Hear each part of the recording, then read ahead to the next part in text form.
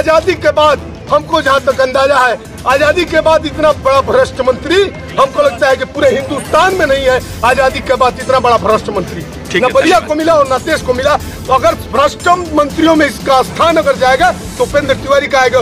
बेच दिया पूरे फेफना विधानसभा को। सपना दिखाया था सोने का चिड़िया बना देंगे, सपना दिखाया था कि रोड का रबड़ का सड़क बना देंगे, कुछ नहीं किया, केवल लूटपाट करने का काम किया।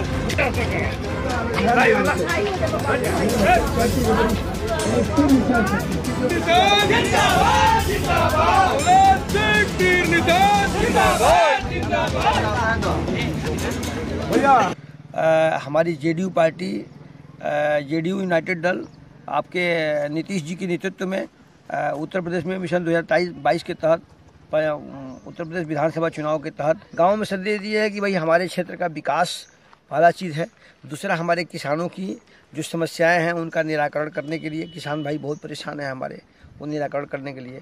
और तीसरा कि जो हमारे क्षेत्र के युवा हैं वो जो है बहुत ही बेरोजगार हैं और बहुत परेशान हैं। इस विषय पे भी हम लोग चर्चा कर रहे हैं ताकि क्षेत्र का विकास हो। जैसा कि सर अभी आप भारतीय जनता पार्टी ने आपको टिकट नहीं दिया, उसके बावजूद भी आप दमखम भारतीय जनता पार्टी की आइडियोलॉजी को लेकर के आगे बढ़ रहे हैं, तो इसके बारे में आप क्या कहना चाहेंगे? देखिए, ऐसा कि भारतीय जनता पार्टी एक जेडीयू हम लोगों की पार्टी से एक घटक दल, और जो है बिहार में हमारे नीतीश जी की सरकार उनके सहयोग से चल रही है और हम लोगों के सहयोग से केंद्र में मोदी जी की सरकार चल रही है। और उत्तर प्रदेश में भी हमारी जो है जनता दल यूनाइटेड नीतीश जी के नेतृत्व में हम लोग चुनाव लड़ रहे हैं और उम्मीद करते हैं कि भाई एक दूसरे का सहयोग करना चाहिए।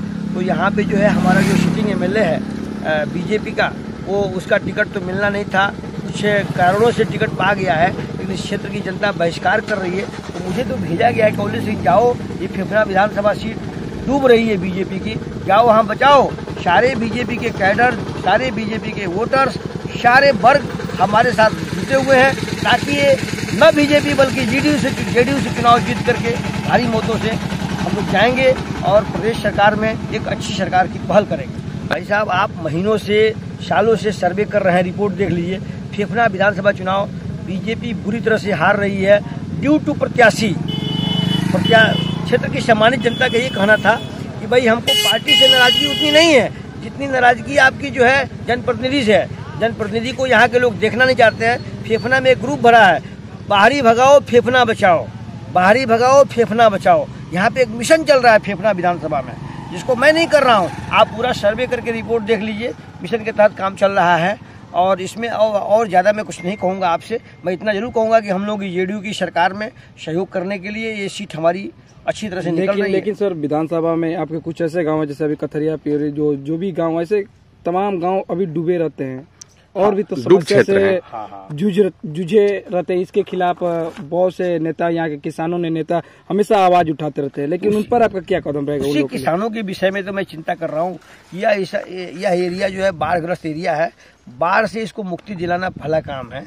और बाढ़ से संबंधित जितना प्रोटेक्शन काम होगा हमको नेतृत्व करते ही पहला मिशन उसी पे मेरा काम। तो आपका प्राथमिकता उसी को माना जाए? उसको पहला प्राथमिकता किसानों के हित में काम करना, फ्लड एरिया से मुक्त कराना, सड़कों का विकास कराना सबसे सर्वप्रथम। लेकिन चुनाव आपका लड़ाना हमको देखा जाए कि किसानों के हित के लिए आप चुनाव लड़ रहे हैं। किसानों के हित के लिए, हाँ, आम भाई जो हमारे बेरोजगार है उसके लिए, क्षेत्र के विकास के लिए, और क्या चाहिए? हम लोग जनता के बीच रहने वाले हैं, यही 3-4 मुद्दे हैं विषय। मैं मुन्ना बहादुर सिंह सागर पाली, आदर्श नगर मेरा घर है। गौरी भैया के परिवार से बिलोंग करता हूँ, उनका ब्लड हूँ, उनका पटीदार हूँ। मैं उस गौरी भैया, उस महान आत्मा का आशीर्वाद हम लोग को मिल रहा है। मैं उल्लेस भैया जो जेडीयू से प्रत्याशी, उनका वोट हम लोग मांग रहे हैं। लेकिन देखा जाए सुदामा चाचा के हम लोग दरवाजे पे अभी भारतीय जनता पार्टी के सिपाही हैं, क्योंकि मैंने ब्लड बहा है।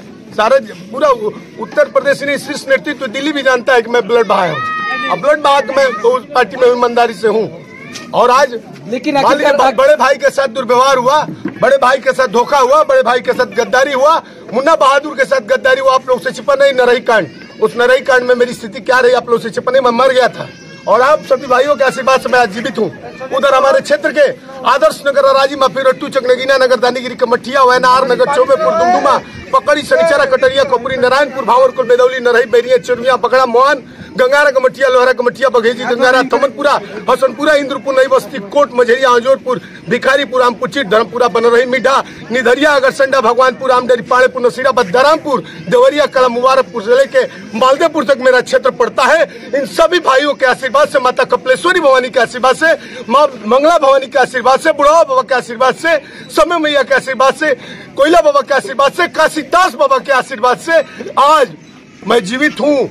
मैं तो मर गया था नरई में, और यही जो वर्तमान विधायक है उपेंद्र तिवारी, ये हमको छोड़ के और फरार हो गया अपने, और आके नौटंकी किया कि मैं उस माँ को प्रणाम करता हूँ जैसे मुन्ना बहादुर वीर को जन्म दिया, मुन्ना बहादुर नहीं रहते तो मेरी जान चली गई होती।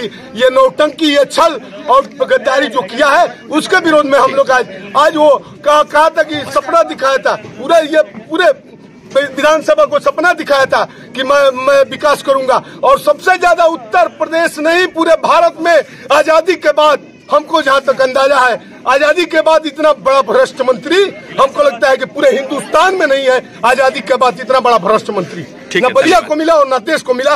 अगर भ्रष्ट मंत्रियों में इसका स्थान अगर जाएगा तो उपेंद्र तिवारी का आएगा। बेच दिया पूरे फेफना विधानसभा को, सपना दिखाया था सोने का चिड़िया बना देंगे, सपना दिखाया था कि रोड का रबड़ का सड़क बना देंगे, कुछ नहीं किया, केवल लूटपाट करने का काम किया।